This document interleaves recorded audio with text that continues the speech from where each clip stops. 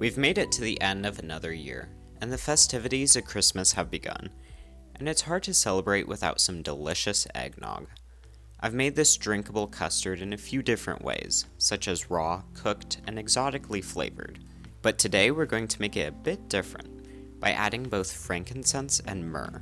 These two rare spices have been popularized by the gifts of the three kings, but they have their culinary uses too.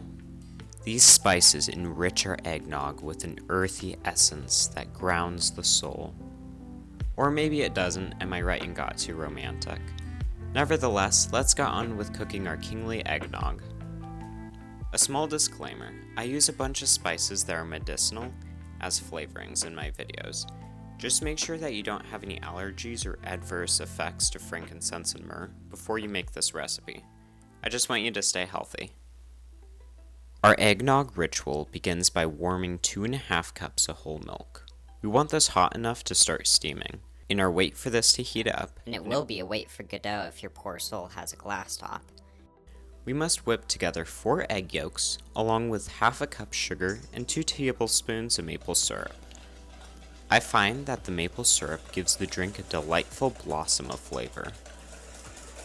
Beat this with a sturdy whisk until it becomes like creamy, cloudy fluff. Then we'll gather the spices from our Indian spice bazaar of a cabinet. Grate 1 teaspoon of nutmeg into the bowl. Follow that with half a teaspoon Ceylon cinnamon, 1/8 a teaspoon cloves, half a teaspoon frankincense, and 1/8 a teaspoon myrrh. Of course, making sure to grind the resin tears before sprinkling them into the bowl. With your instrument of whisking, unify the matter. At this point, the milk shall be vaporizing to the heavens, signifying its heat. With this, we'll temper the yolks. To perform that act, slowly stream the hot milk into the bowl, whilst whisking passive-aggressively. Man, that term sounds wrong when applied to non-humans. Once the yolks have reached a heat of worthy standing, pour them in with the rest of the milk. Thicken this by exposing it to the heat. Whisk it as it thickens to prevent it from scorching. It'll be quite noticeably done when it clings to the back of a spoon and leaves a clean trail when brushed with a finger. Remove from the heat and let it cool down, or ice bath it.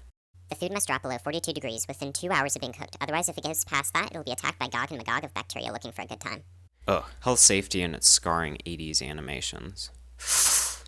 After it's chilled, it'll be quite thick, so thin it out with 1 cup of cream, and optionally splash in half a teaspoon of vanilla extract, for a little more flavor. Then, keep this bottled and chill it until you serve it. Nice. For serving, just pour it into a nice looking glass, and sprinkle the top with nutmeg.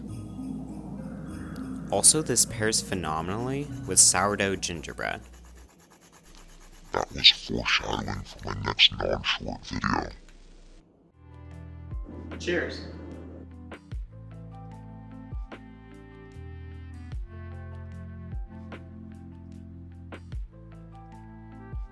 So it has those strong flavors of regular eggnog, but it also has some very earthy notes from the frankincense and myrrh.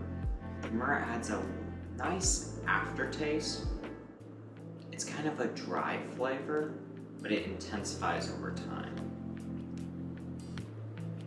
It's really smooth and creamy. It's just really, really good. I hope you try it.